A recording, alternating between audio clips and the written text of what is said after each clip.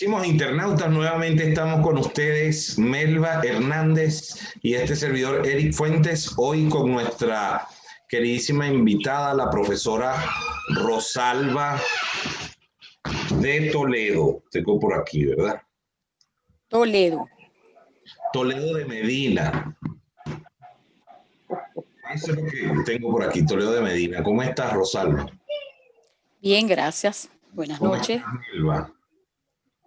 Buenas noches, bienvenida Rosalba. Buenas noches, Eric. Vamos a darle la presentación a Rosalba. Rosalba Toledo de Medina, graduada en el 1978, trabajó 30 años, técnico superior en educación inicial, cargos desempeñados, docentes de aula, directora encargada por 2 años, asesor técnico en educación inicial 2 años, trabajó 10 años en privado y 20 años en educación pública. Bienvenida, Rosalba. Hoy vamos a tocar un tema muy interesante para todos nosotros sobre la educación. Y como el tiempo es oro, cuéntanos sobre la educación en Venezuela, de las fortalezas de lo que hemos fallado, cómo hemos llegado hasta aquí en relación a la educación en nuestro país. Desde tu perspectiva. Bueno, primeramente, como docente de tantos años, la educación para los docentes, en principio, sacabas tú como bachiller mención normalista, que eran 4 años, después lo extendieron a 6 años y después crearon las carreras técnicas y licenciaturas en educación. La carrera de educación hace muchos años era más que todo por vocación. O sea, el que estudiaba educación era porque realmente estaba convencido que le gustaba la carrera, que le gustaba enseñar y tenía mística de trabajo. Actualmente eso ha venido cambiando. ¿Por qué? Porque la educación, para tú estudiar educación, te exigen un promedio, el más bajo, uno de los promedios más bajos, o el índice académico más bajo. Entonces, es más fácil que personas que tengan un promedio de 10, de 11 y eso, son los que se meten en esa carrera. Aparte que es una carrera que es corta y no tiene tanta exigencia, no como otro tipo de carreras como ingeniería, medicina, derecho. Y actualmente muchos docentes que están en aula ni siquiera tienen el componente pedagógico, sino que son miembros de la comunidad, enfermeras o trabajadores sociales o secretarias y eso, y los están insertando en la educación porque ya se ha perdido muchísimo personal docente que se ha ido del país. La carrera de educación en un principio, o sea, estuvo muy buena, los maestros estaban muy bien preparados a pesar de que no tenían tanto currículo o tanto estudio, pero lo que hablamos, que la mística de trabajo, la vocación era muy importante, cosa que se ha perdido actualmente. Yo veo que en el transcurrir del tiempo se han ido perdiendo valores, los docentes ya trabajan por un sueldo, por un 15 y un último, más no por formar aquellas pequeñitas personas, porque nosotros los docentes o profesores somos las estrellas de la tierra, somos los que llevamos la luz. La primera escuela es la casa, donde se enseñan valores, principios, la educación inicial que va a llevar ese niño. Nosotros los docentes no somos formadores en ese tipo, nosotros somos facilitadores de experiencia, facilitadores de aprendizaje. Por eso es que llevamos la luz. Son los niños los que van a aprender sobre lo que es el idioma, nuestro idioma, que es el castellano, las matemáticas, cómo resolver las situaciones problemáticas, un poco de historia, un poco de biología y así sucesivamente. Reforzados también por la casa con las tareas escolares.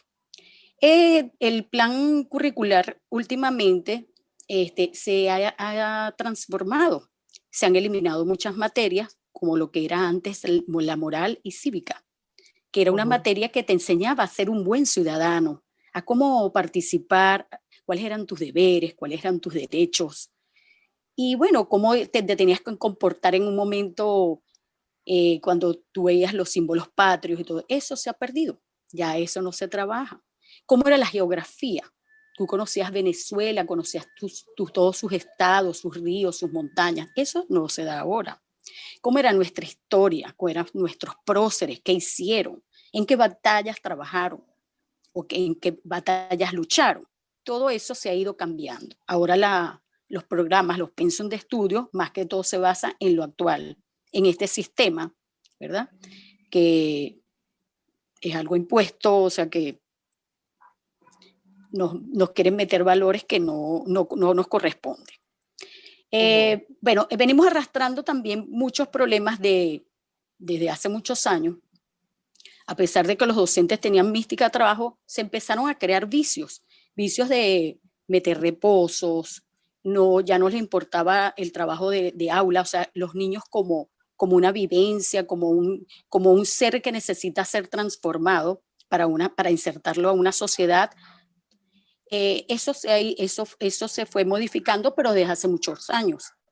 Docentes que se enfermaban y metían reposo y después volvían a ir a los institutos, al IPAS o a los médicos privados a que les siguieran dando reposo. Entonces esos niños pasaban el año escolar prácticamente sin educación. Entonces no llevan una continuidad.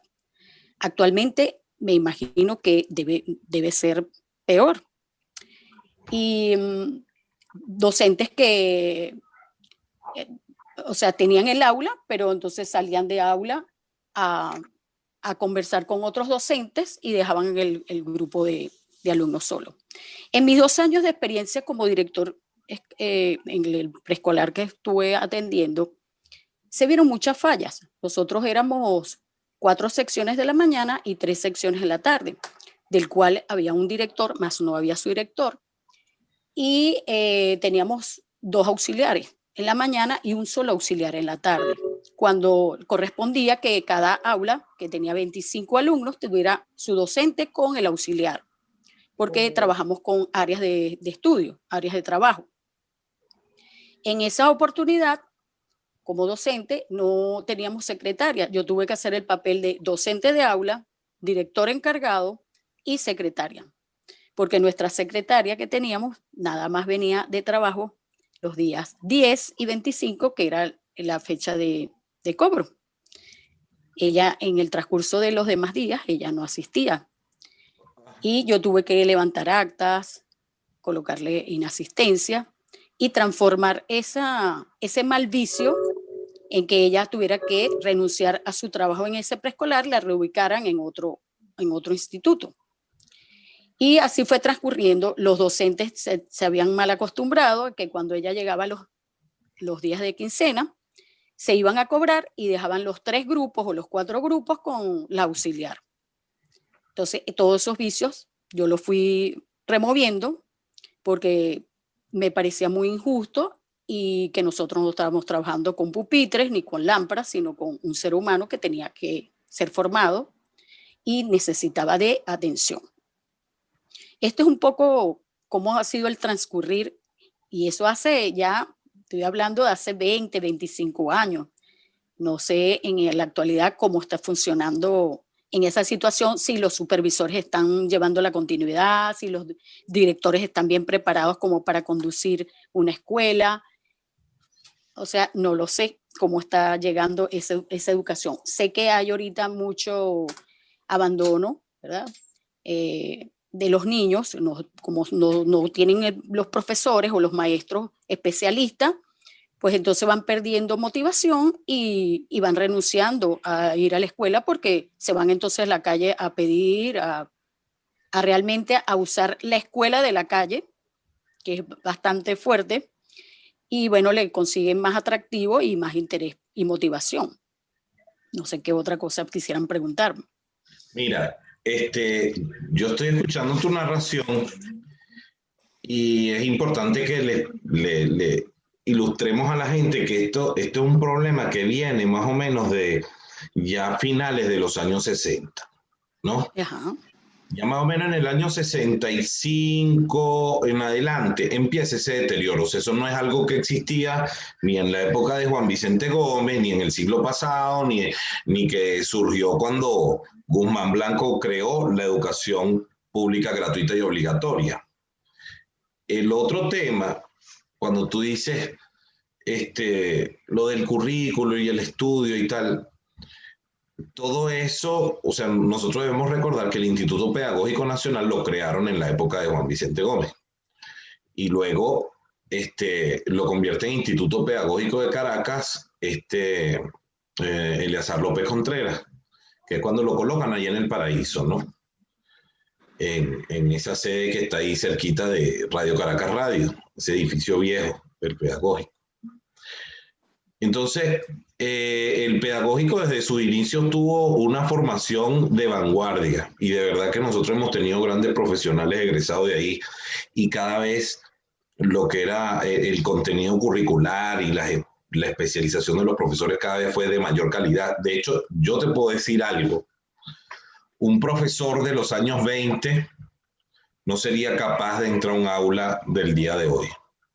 No podría tener control del aula, no tendría la tolerancia, el temperamento que tiene un profesor hoy día, es sumamente valiente, de verdad. Ahora, hablas tú de un tema que nosotros tenemos que tocar con toda la seriedad del asunto, porque es que hay un dilema moral en los docentes, pero la preparación docente de hoy en día es, bueno, por lo menos de los últimos, hasta hace 10 años, era una cosa superior, o sea, de verdad que los docentes formados en Venezuela de la primera categoría, porque la calidad de población escolar que nosotros tenemos cada vez es peor. Recordemos que todas las políticas de Estado desde esos años 60 para acá han venido deteriorando el sistema educativo porque ustedes recuerdan el sistema educativo en el que estudiaron, en el que se presentaban pruebas finales, en el que había formación moral y cívica dentro de la escuela. Entonces, para resumirlo en un aspecto simple, desde mi punto de vista, la educación es el compendio de dos grandes cosas que este sistema actual del mundo ha hecho chocar, que es la formación humana y la instrucción. Hoy en día tenemos escuelas que solamente se ocupan de instruir, porque desde esta escuela de psicología de la Universidad de Berkeley, la Universidad de California en Berkeley, que ustedes saben que son esos psicólogos famosísimos que han hecho todas las propuestas de reformas escolares y sobre todo aquella de que no le grites a tu hijo, no lo castigues, no nada, no lo toques, y entonces ahora tenemos todas estas leyes donde los niños son unos monstruos que se están comiendo a sus padres. Ellos se preocuparon por la instrucción, por el coeficiente intelectual, etc. Entonces ahora resulta que estamos teniendo como resultado los coeficientes intelectuales más bajos de la historia de la humanidad. No es algo solamente local de América Latina, es algo global. Y tenemos un problema de adaptación social porque nuestros niños no son formados, ¿ves? Sino que el sistema se encargó de deformarlo. Entonces fíjate que ahora uno recuerda la Venezuela de cuando estábamos pequeños y entonces estaba pate cabra, el pescuezo de gallo, cabeza de cebolla, todo el mundo tenía un sobrenombre en la cuadra. Hoy en día no, eso es bullying. Y entonces los niños lloran y se suicidan y se cuelgan. Entonces creamos una sociedad que en vez de ser más tolerante y más fuerte ante las vicisitudes y las dificultades, cada vez es más débil. Yo no veo cómo la sociedad latinoamericana en general, hablo de México hasta la Patagonia, cómo van a defender su país en el caso de una guerra. No pueden porque no enfrentan dificultades. No existe el valor, el coraje, el pararse a otro y decirle, mira, tú a mí me respetas y no me dices así y te dejas de meter conmigo. No existe. Eso ya no existe. Ahora, perdimos la formación, Rosalba. ¿Cuándo? Porque obviamente tú tienes más años de experiencia en educación que yo. No es que sea más vieja que yo para nada. Entonces, Moca. entonces, ¿cuándo viste tú que se perdió la formación? O sea, ese del respeto en la escuela, que era el respeto del maestro y de los niños también. ¿O por dónde empezó? ¿Se perdió primero el respeto de los maestros o se perdió el de los niños y eventualmente el maestro con esos cambios de leyes que fueron haciendo gradualmente? Entonces fue como que perdiendo la vocación producto de esos golpes, esos palazos políticos. Mira, yo pienso que eso, primero, los docentes, ¿verdad? Fueron perdiendo también sus valores, lo que te estoy diciendo, que al exigirle un índice académico a un estudiante, el más bajo, o sea, ya se pierde ahí calidad de enseñanza, porque vas a hacer el mínimo esfuerzo para poderte preparar. No quiere decir que todos los docentes que salieron hace 30 o 20 años, todos eran malos. Hay maestros que se formaron muy bien, porque lo que te digo, tenían mística de trabajo, tenían vocación y trataron en lo posible de pulirse lo mejor y trabajar con un gran amor. No es de todos los docentes. También la casa, lo que estamos hablando de que es la primera formación, la primera escuela, los padres han permitido, lo que tú dices, han permitido con la nueva psicología de que los niños, ¿verdad? Como no se les puede pegar, no se les puede regañar, hagan lo que, y como fastidian, o sea, yo lo dejo que haga lo que le da la gana, que vea televisión todo el día, que no me molestes, te pongo una pantalla, te pongo un teléfono, y esos niños poco a poco también fueron perdiendo ese respeto. Entonces, eso es una interacción casa, niño, escuela. Entonces, al perderse los valores en la casa y el niño llega a la escuela y el docente no los afianza, no, como dices, no los forma, con la ayuda de los padres, se van perdiendo todos esos valores éticos. Aparte de eso, que ya esa materia no existe, esa materia la abolieron, o sea, eso no, como que no tiene importancia. Y eso no es solamente en Venezuela, eso, como tú dices, en toda Latinoamérica. Entonces, Bueno, cada vez... fíjate, disculpa que te interrumpa, pero fíjate que aquí donde vivimos están eliminando la historia de las escuelas, ¿no? Ajá. Y el país vecino, ni te digo qué es lo que se enseñan, porque hay un librito que es atroz. Y lo que vi en Colombia de lo de la educación sexual, donde le dicen explórate a un niño de preescolar, es también atroz. Entonces, nosotros Es lo que estamos atroz. viendo en el ámbito latinoamericano y también en España, es atroz en lo que corresponde a educación. Pero fíjate algo con respecto a eso que tú mencionas. Cuando uno como docente quiere fomentar principios y valores dentro de sus alumnos, de todas maneras lo hace. Lo que pasa es que cómo lo haces tú con hambre, con la preocupación de que tu hijo está mal, con la preocupación de que tú pagas una renta, porque bueno, tú decidiste no vivir, no construir el segundo piso o el tercer piso o el cuarto piso del rancho en el cerro donde creciste con tu mamá y quisiste tener una vida distinta y te fuiste a otro lugar y entonces ahora resulta que ni siquiera tienes con qué pagarlo y te vas a tener que volver para el cerro. Todas esas cosas está viviendo o vivió mucha gente venezolana docente de calidad y terminó yéndose a países como Ecuador, Perú, Chile, Colombia, y en algunos ejercen su profesión y en otros no. Pero es grave. Yo lo que te digo es, ¿cómo crees tú que se inició esto? ¿Fue un asunto político que gradualmente, porque yo recuerdo que las pruebas finales, cuando la gente presentaba pruebas a final del año y te hacían la prueba de todo el año, eso lo eliminaron. Y gradualmente fueron eliminando, pero todas esas políticas venían del Ministerio de Educación. Claro, claro.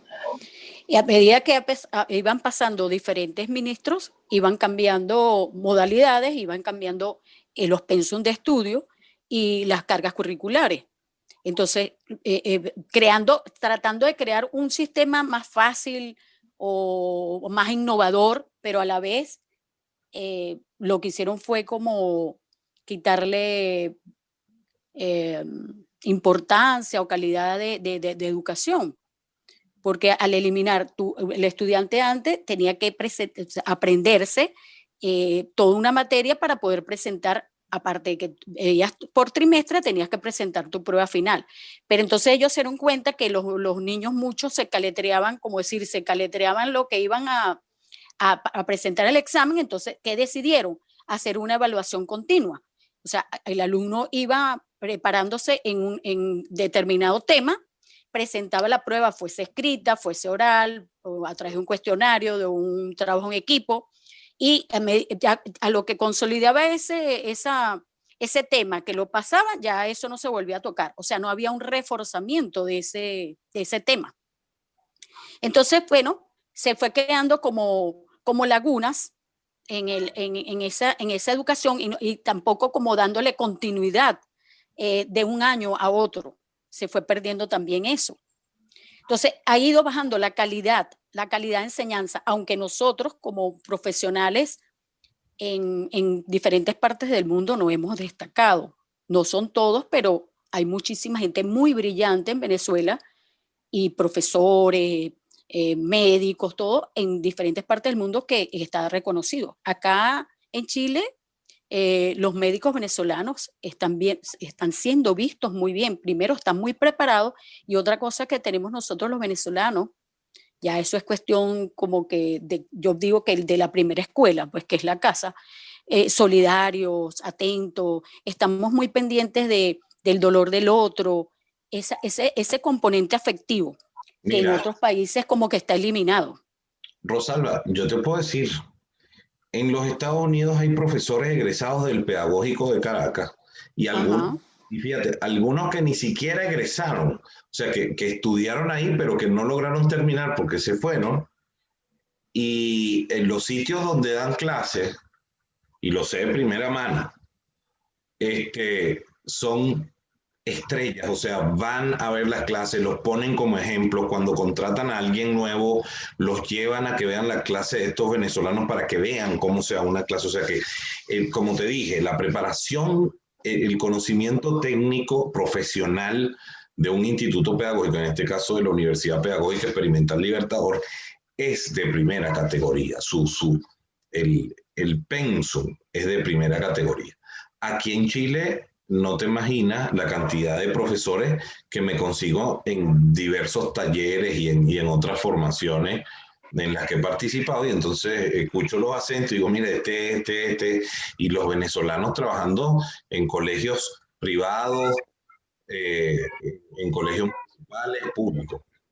Entonces, sí tenemos profesionales de alta calidad. También, como en todas partes del mundo, tenemos profesionales que no son de tan buena calidad, pero bueno, al final el trabajo de cada quien hablará de lo que es cada quien. Fíjate algo.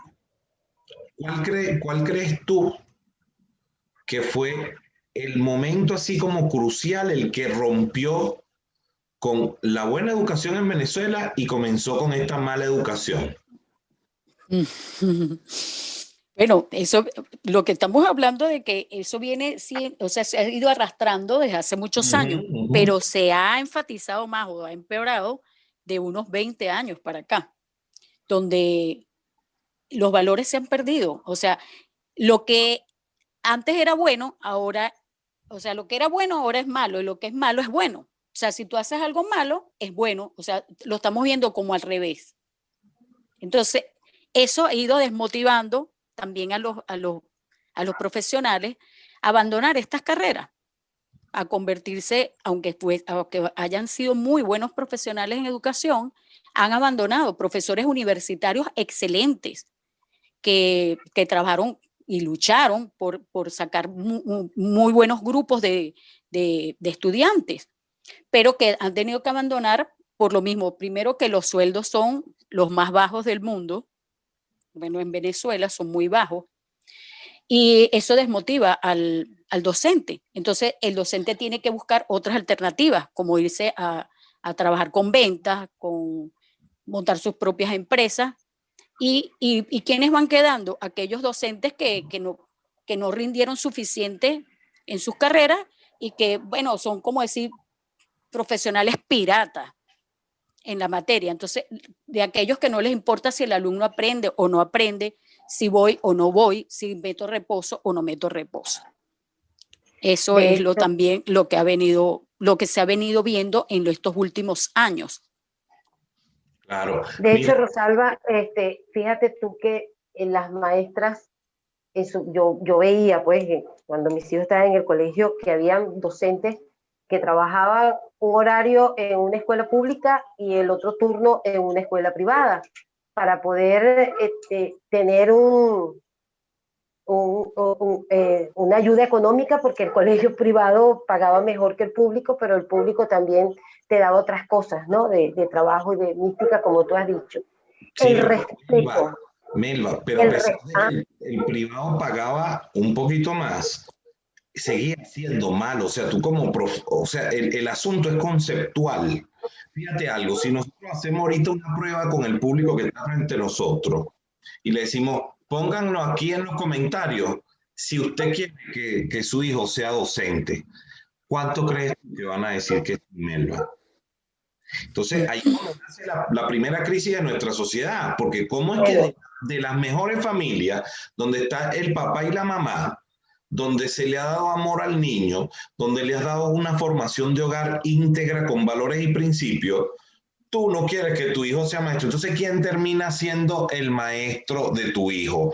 La hermana de el plan de ahí de Petare que amenazó a Maduro, el otro que mataron en Guárico. O sea, ese tipo de personas es lo que terminan metidos en la educación y terminan haciendo esto que está mencionando Rosalba. 50 reposos, llegan al colegio, buenas tardes. Mira, está Noayela aquí, pero ustedes saben que Julanita salió empreñada y entonces ni siquiera saben hablar, escriben mal. Tú ves en los TikTok como los niños se burlan en los colegios en Venezuela porque los niños saben escribir mejor que las maestras que le están dando clases de la misión Rivas y misión Robinson y misión Vuelvancara y misión cualquier cosa. Entonces, eso es una crisis. Eso es una crisis. Eso es una crisis. es una crisis. Yo quería resaltar sobre lo que se está diciendo en relación al valor y al mérito, ¿no? Como bien lo dijiste, Rosalba, hay de todo, excelentes profesionales y muy malos profesionales. Existió en esa época, también se manejaban los cargos en la docencia por amiguismo o por partidos políticos, que también hizo mucho daño, sobre todo en la parte de dirección. Imponían un director sin trayectoria de la noche a la mañana por el partido político tal. Eso también hizo mucho daño. Hizo mucho daño los representantes. Yo me acuerdo que antes, cuando yo estudiaba, tú cometías un error ortográfico y a ti te lo resaltaban en rojo y te ponían una plana a hacerlo y siempre te obligaban a tener un librito de bolsillo, diccionario de bolsillo. Eso lo quitaron. Llegó un momento en que ya a los niños no se le corregía y no tenía que ver nada más con la profesora o la maestra de castellano. Corregía la maestra de matemática, la maestra de biología, el profesor que te tocara te corregía un error ortográfico. Eso se perdió, eso lo quitaron. Eso yo no sé quién dijo, no corrijan a los muchachos, eso es materia de castellano. Y fuimos permitiendo y siendo permisivos en la decadencia de la educación de nuestros niños. Hoy en día el resultado es patético a nivel mundial, nacional. Lo preocupante es que ya nosotros sabemos. Caímos en el engaño ese del maltrato psicológico, empezando que cuando le resaltaba al niño en rojo el error, no, eso le causa un daño psicológico, porque el rojo tiene una connotación negativa que le afecta aquí atrás en el cerebelo, y usted lo convierte en niño violento. Entonces empezaron todo ese montón de mitos que se metieron dentro de la educación, que lo que querían era crear una sociedad sin vergüenza como la que tenemos, una sociedad de vagancia y de vagabundería y de criminalidad, y que aplaudiera todo lo que dijera un partido político, porque yo recuerdo que cuando dijeron que más ningún niño reprobaba un año escolar con el chavismo, la gente esa noche en esa cadena estaba aplaudiendo. Entonces, caímos en este daño del tejido social que obviamente tiene 62 años caminando, y hoy vemos el resultado y nos parece una atrocidad. ¿Tú ves? Ahora, Rosalba, mi pregunta para ti.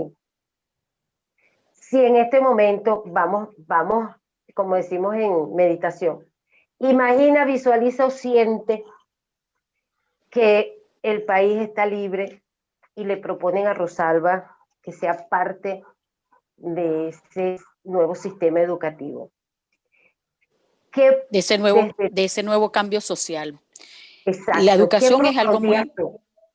Bueno, la educación es algo muy importante. Habría que trabajar a nivel de hogar, a nivel de familia. Los trabajadores sociales tendrían un papel muy importante en ese nuevo cambio. Formar primero padres, hacer una escuela de padres, porque lamentablemente los padres actualmente, como dice el amigo, pues han perdido también muchísimos valores y le enseñan a los niños, bueno, lo que ven nuestros niños en la televisión, con todo lo que es la tecnología, las redes, es una deformación. Las mismas comiquitas y los programas infantiles se está viendo hasta pedofilia, pues lo están metiendo, son mensajes subliminales que le están metiendo a los niños. Al niño no se le está respetando como es, o sea, al niño no se le está permitiendo inclusive vivir las etapas de su niñez, porque ya van adelantadas. Niñas que tienen 3, 4 años, las visten ya como mujeres, les pintan las uñas, las mismas mamás, les pintan la boca, les ponen minifalda, las ponen a bailar el perreo. Igual a los niños les dan pistolas, les dan metralladoras, todo eso estamos deformando realmente la educación de los niños. Entonces, primeramente habría que formar escuelas de padres, preparar bien los docentes y crear docentes con mística de trabajo, o sea, hacerle como una evaluación, realmente tú quieres ser docente porque vas a cobrar un 15 un último o porque realmente quieres formar y dar las herramientas para crear un buen ciudadano.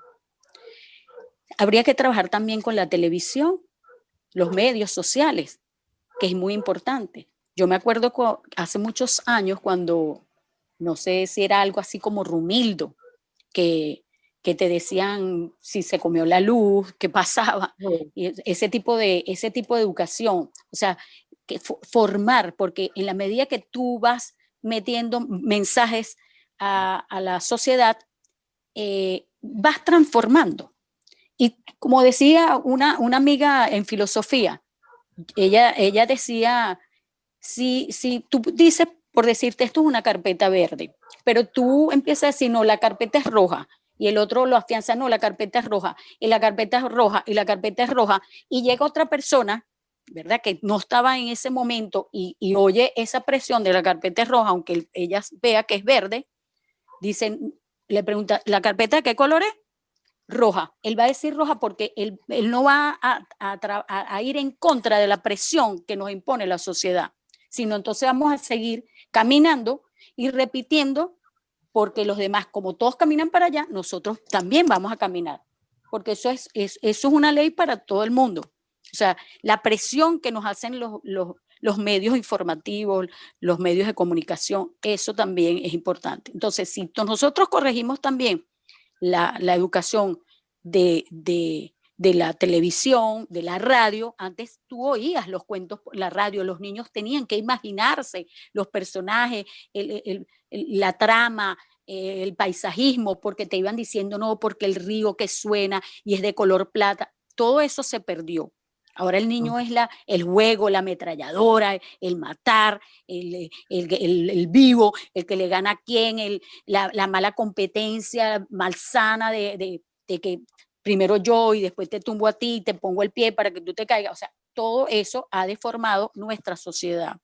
Entonces, retomo. O sea, primero crear buenas escuelas, limpiar en el sentido de que eliminar todos esos maestros que no tienen un componente educativo, sino que los metieron porque, como dice el jefe del barrio o la señora que hacía las arepas, ¿por qué? Porque ya no hay docentes, entonces hay que sustituirlo por alguien. Evitar que un docente tenga que trabajar porque hay una presión política, pues si tú eres de un partido o de otro, tú tienes más chance, aunque no sepas nada, aunque de verdad seas el propio pirata, no hacer una evaluación. Antes se hacía, hace muchos años, hace 30, 40 años, el docente iban los supervisores y te evaluaban tu trabajo y te daban premios de mérito. Entonces tú tenías que, eso te ayudaba a exigirte a ti mismo de mejorar, de ser siempre el mejor, el de dar el mejor rendimiento, porque te iban a evaluar. Y en la forma que te evaluaban, al año siguiente te daban, si querías primer grado, te daban primer grado, y si querías sexto grado, te daban sexto, pero porque te evaluaban y veían que tú te podías ganar ese estatus, porque era así, te evaluaban, tenías que estudiar, siempre te exigían que tenías que hacer componentes educativos, tenías que mejorar haciendo talleres, cursos. De hecho, el Ministerio de Educación daba demasiados cursos. O sea, el maestro el que no quería prepararse no asistía, pero realmente te lo exigían. Hay muchos que iban a los talleres o a los cursos y no hacían nada, iban nada más a presentar una asistencia, pero ni siquiera participaban y ya no les importaba, porque realmente no estaban convencidos de lo que querían hacer, de su amor a su trabajo, porque el amor al trabajo no es solamente del docente, es de la enfermera, es del médico, es del abogado, es del ingeniero. O sea, cuando tú le pones amor hasta para hacer una comida, hay que hacerla con amor. O sea, hay que proyectar. Yo me asombro muchísimo y me gustaría que nuestro país tomara, así como se han copiado de otras estrategias de otros países, copiáramos las de Japón, que en Japón los niños los enseñan desde muy chiquitico a cuidar su país, a no botar papeles, a limpiar, a mantener el orden. O sea, se les crea a esos niños la necesidad de amar, de ser partícipe de su país, de su crecimiento. O sea, cómo interrelacionarse con todo su grupo de personas que viven allí, donde el niño participa en hacer una lista para comprar la comida de la escuela, que se quitó los zapatos, se acabó la clase y ellos tienen que recoger, ellos tienen que ayudar en el comedor. O sea, ellos tienen un trabajo desde que empiezan desde el preescolar, de lo inicial. Ellos tienen un trabajo, un rol bien representativo en la escuela, no solamente el adquirir aprendizaje, sino el desenvolvimiento de esa persona, ese crecimiento integral, que es cómo te conduces como ciudadano, que eso se ha perdido muchísimo. Tú ves que la gente va en la calle y va botando los papeles, van en el carro y van lanzando los papeles, y tú no le puedes decir nada. Yo tuve muchos problemas que decía, mire señor, se le cayó un papel. Y entonces me insultaban, ¿qué te pasó, vieja? Que no sé qué. Eso se perdió. Y eso lo hacían delante de los niños, de sus propios hijos. Entonces, ¿qué le estás enseñando? ¿Qué tú le estás enseñando a tu hijo? Claro, cuando tú mismo le dices, mira, esa maestra es loca, la vieja esa que te da clase es loca, no le pares. Cuando te diga tal cosa, tú le contestas esto. Entonces, ¿qué estamos haciendo? Nosotros somos los que deformamos los niños. Los niños no nacen con leyes, los niños no nacen con normas, nosotros somos los que les enseñamos. Ellos son unas esponjas y nosotros somos los agentes significativos para esos niños. Somos nosotros los adultos, porque no solamente el maestro el que enseña, es también el entorno social donde vive ese niño, su comunidad, sus abuelos, sus tíos, sus amigos, el vecindario. Todos esos somos maestros, porque nosotros somos líderes formadores de ese niño. Ellos están recibiendo como esponjita lo que dices tú, lo que dice aquel, lo que hace aquel y lo que no hace. Y por lo general, ¿qué es lo más fácil? Copiar lo negativo, copiar lo malo, que es lo que tú dices cuando vienen esos modismos, ¿qué pasó? No, ningún niño nace hablando así. Somos nosotros los adultos los que le enseñamos a los niños cómo van a caminar, cómo se van a desplazar, a decir las normas, como decimos nosotros en preescolar, las palabras mágicas, buenos días, buenas tardes, gracias, por favor. Eso se perdió. Ahora no, quítate tú, te empujan, o sea, no hay ese tipo de, todo eso se perdió. Entonces, eso es importante resaltarlo y para crear una nueva sociedad donde haya el respeto por el otro, ese respeto, que eso se perdió y eso es a nivel mundial.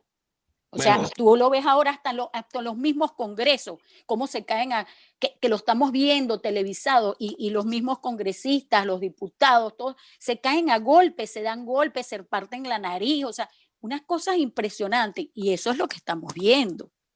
Claro, pero en el caso de Venezuela, esos son malandros igual a los de un barrio, así que no vale la pena ni que lo mencionemos. Ahora fíjate, dos cosas importantes que quiero rescatar de lo que dijiste. Uno, el ejemplo del Japón. Es precisamente de eso que estaba hablando yo contigo al principio, que es en ese país sí hacen la combinación de las dos cosas fundamentales que crean una buena educación, que es la formación humana. Formación. Fíjate, ahí los enseñan con unos principios. No tome lo que no es suyo porque eso alguien lo necesita. Usted tiene que mantener su espacio limpio porque la higiene es fundamental para la buena salud y el buen desarrollo de cada uno de los individuos. Entonces, por supuesto que crecen con valores porque están teniendo una formación que es basada en unos principios que son los principios que constituyen a la sociedad japonesa de manera milenaria, porque si lo investigamos, tienen 3.000, 4.000 años siendo de esa forma los nipones. Ahora, ¿cómo cree Rosalba, para que terminemos, cerremos la idea que podemos rescatar? Porque podemos decirlo, ay, bueno, creamos una escuela de padres, pero vámonos a lo profundo. En los colegios ahorita tenemos niños que le dicen al profesor con una pistola o una granada en los bolsillos, en la zona de los teques, porque tengo unos amigos que trabajan ahí, y le dicen, mire, profesor, aquí estamos fumando marihuana, así que pírese de aquí porque si no va a llevar plomo. Entonces el profesor, que aparte que está desnutrido, porque lo que ganará será $4 mensuales, se tiene que calar que el tipo lo amenace con una pistola y se va con el rabo entre las piernas y el hocico partido, como decía el chavo. Entonces, ¿cómo podemos cambiar las cosas con esa realidad que tenemos desde el punto de vista de Rosalba? ¿Cuál sería la propuesta puntual? Mira, nosotros tendríamos que hacer el paso 1, paso 2, paso 3 para lograr mejorar la educación gradualmente. Tenemos que hacer eso. ¿Cuáles serían las cosas que necesita Venezuela para que demos el cambiazo? Bueno, es que para transformar esa sociedad que viene con tantos vicios y con tanta problemática, bueno, hay que hacer un trabajo de educación y más educación. Desde la casa, desde los padres, desde los abuelos, desde todo el sistema, toda la sociedad. Ir cambiando, esa transformación no se va a ver de un día a otro, eso pasarán años, porque ya hay muchos vicios que ya están creados, y cómo cambiar en esa sociedad distorsiona, que tiene aprendizajes muy distorsionados, no es fácil, que es lo que digo, a través de los medios, ponerse un poco, ¿cómo te dijera yo? No como dictadores, pero sí con fuerza, pues, con exigencia, hacer cambios, tanto en las escuelas, tanto en las casas. O sea, para esa transformación tenemos que de verdad ponerle el alma, y tenemos que todos los miembros de un país ponerse en sintonía. O sea, es un trabajo, o sea, de verdad que los que forman los currículums y todo eso tendrían que hacer una gran transformación del sistema educativo, primeramente. O sea, yo lo veo de esa forma. La educación es para todo, porque para ser un buen médico, la base es la educación. Para ser un buen ciudadano, la base es la educación y el respeto. En relación a Japón, funciona porque primero el ser más respetado y venerado es el maestro. Es el maestro. Porque en las manos del maestro está el ciudadano y el profesional de cada país. Por lo que ellos le hacen mucha reverencia y respeto al docente, al maestro. Eso hay que entenderlo como tal. Y lo que tú dices, de una mano dura, debe existir una normativa dentro de un reglamento, proyecto país, donde la educación, lamentablemente al adulto hay que educarlo por el bolsillo, donde exista cualquier cantidad de multas, cuando la primera, la segunda y la tercera multa, para que tú puedas aprender a comportarte. Mientras ese trabajo, esa renovación de educación desde la base, a ese nuevo ciudadano que se está formando, a partir de unos 30 años más o menos que vamos a ir viendo ese fruto, por lo que se va a tardar mucho tiempo. La educación es la base de todos. Sin una buena educación, sin un buen pensum de estudio, no se podemos rescatar nuestro país. Y con eso hay que ser muy mano dura, constante para poder lograrlo. Yo de verdad quiero darte las gracias. Dime, yo también propondría que, claro, los que elaboran los currículos tendrían que eliminar una cantidad de materias que, o sea, que son importantes, pero que pudiesen retomarse de otra forma, pero hacer mucho más énfasis en lo moral, en lo cívico, en querer tu país, en apreciar tu país, tu ¿cómo se llama? Los símbolos patrios, de amar, de verdad, de identificarte primeramente con tu país para quererlo, para ser cada vez mejor. Entonces, habría que cambiar, o sea, el enfatizar más en el castellano, en que la gente hable bien, a quitar esos modismos que hay, que la gente habla de pa'lante, todo eso, cambiar, transformar. Entonces, habría que hacer un cambio curricular, eliminar una cantidad de materias que de verdad parecen como de adorno, lo que hacen es atiborrar al estudiante de conocimientos que a la larga no ni los logran, porque son muchas cosas lo que le estás metiendo, sino que si todo lo resumes a pocas materias, pero que de verdad esas materias ayuden a una transformación, a una formación. Mira, es que hay unas cosas fundamentales de eso que tú estás diciendo. Por ejemplo, ¿qué hago yo con un tipo que tenga PhD, que me vaya y se gane el Premio Nobel de la Paz, pero como ser humano sea un Jorge Rodríguez, un Nicolás Maduro o un Diosdado Cabello? Eso es lo que tenemos en Venezuela, ese tipo de seres humanos nefastos que no sirven para nada. Entonces eso a mí no me sirve para el desarrollo de una sociedad, pues yo necesito un ser humano, ¿verdad? Que sea trabajador y que sí, bueno, yo me quiero ganar mi plata, pero que sea decente. Que no sean, mira, yo tengo una experiencia personal muy cercana y lo voy a nombrar, de la clínica La Arboleda en Caracas. Y esa persona estaba manipulando a un familiar cercano para que se hiciese un aborto, pues le decía que el niño iba a salir retardado mental. Tú ves al niño hoy en día, el niño es un genio. Y resulta que ese señor quería matar a ese niño porque lo que quería era realizar el aborto para pagar la inicial de un Mercedes-Benz que a lo mejor se quería comprar o que le quería regalar a su hijo, porque ese es el tipo de venezolano que tenemos hoy. Entonces, eso es lo que tenemos que cambiar, y eso se cambia, como tú estás diciendo, con una formación moral, ética, basadas en principios que nos ayuden a establecer unos valores claros de lo que somos como nación.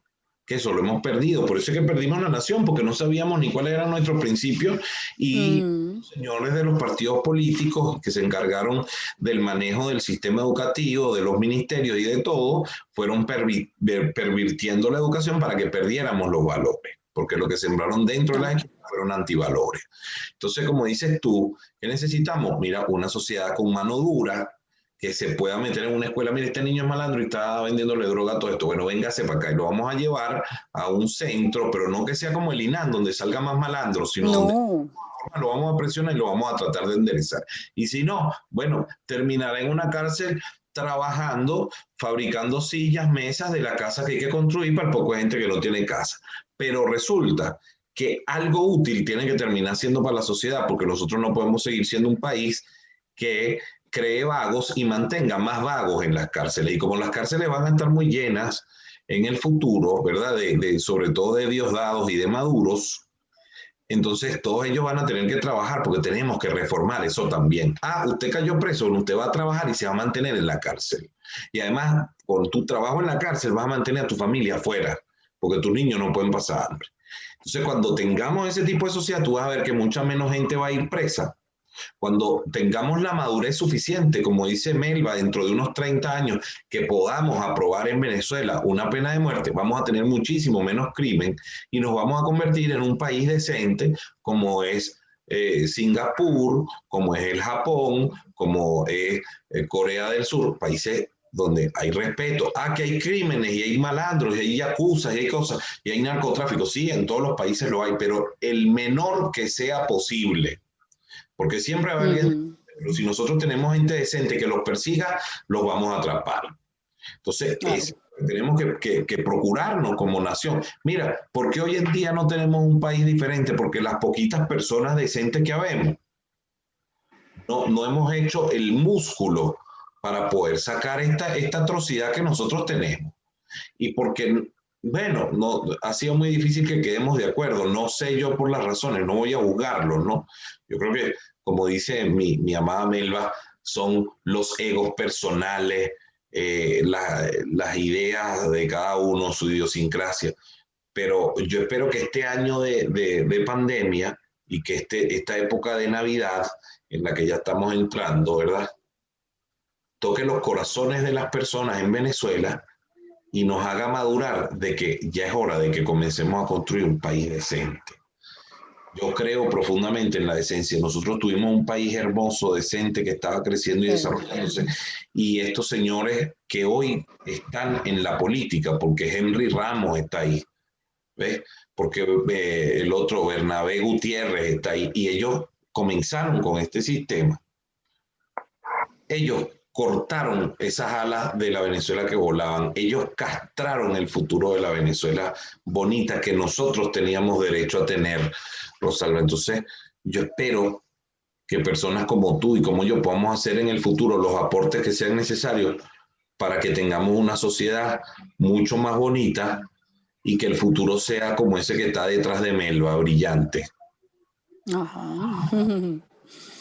Bueno, yo Así antes es. de despedir, que ya estamos llegando ya al final del programa, yo quiero aprovechar también de felicitar a todos esos docentes de preescolar, de primaria, de profesores de bachillerato y universitarios, con devoción, con mística, profesionales, porque también conocí muchos excelentes maestros que se ocupaban de niños que no tenían nada que comer en sus casas, que se salieron más de una vez del sistema y fueron a tocar la puerta de ese alumno para poder saber, aún sabiendo de que podían ser sancionados, ojo, ellos se atribuían eso por amor a su profesión y hacerle un seguimiento, porque los conozco, conocí maestros que iban a sus casas a ver qué estaba pasándole a ese niño, porque estaba golpeado, porque no había ido, y esa cantidad de cosas, porque sí hay sus excepciones, por supuesto que las hay. Para ellos, para esos docentes dentro y fuera del país, mis respetos, mi agradecimiento, de verdad, de que hayan tocado con esa mística y esa devoción a esos alumnos. Y a los que no han sido profesionales, bueno, cada quien recoge lo suyo. Ustedes se evaluarán a sí mismos a nivel de conciencia y sabrán si lo hicieron bien, si no lo hicieron, si lo hicieron regular. Ese es su problema. Yo en este momento quiero despedirlo de la manera más positiva porque estoy segura que la Venezuela que nosotros vamos a reestructurar, no sé cuándo, porque esto parece una bomba de tiempo, no sabemos cuándo va a pasar, pero sí sé que va a pasar. Y tengo la satisfacción de saber de que hay mucha gente dentro y fuera de Venezuela, como Rosalba, como Eric, como Melba y como muchos, que queremos esa reconstrucción y que la vamos a lograr. Porque a lo mejor yo estaré muerta, pero hay gente atrás con esa mística, con ese amor, con esos valores, con esas convicciones para recuperar nuestro país, reestructurarlo desde cero y ser un país donde todo el mundo quiera vivir, pero que tiene que ganarse vivir en Venezuela. Esa es la Venezuela que yo quiero. Gracias, Rosalba. Gracias, Eric. Gracias a todos ustedes. Gracias por seguirnos en las redes. Denle me gusta, su comentario es importante. Suscríbase, compártalo. Y bueno, Rosalba, quisiéramos escuchar tus palabras de despedida para todos nosotros. Bueno, igual quiero decir a todos que esa Venezuela, a lo mejor nosotras no la iremos a ver, pero nuestros nietos, eso va a ser muy importante, que Venezuela sea como un país de ejemplo a nivel del mundo, así como nosotros vemos a Japón con orgullo o algo así, que sea Venezuela también eso lo vamos a ver o nuestros nietos lo irán a ver. Yo pienso que también tantos venezolanos esto que está pasando, esto de tanta gente que ha emigrado a diferentes países, está aprendiendo en cada país algo positivo, algo bueno, y las cosas buenas, eso las van a llevar a nuestro país, y eso va a ayudar también a la transformación, porque cada quien va a poner un poquito de lo que aprendió, es como un puntico de arena, y todos esos punticos van a ser un arenero muy grande. Eso es lo que espero yo de Venezuela. Yo también. Bueno, mis queridísimos internautas, nos vemos la próxima semana.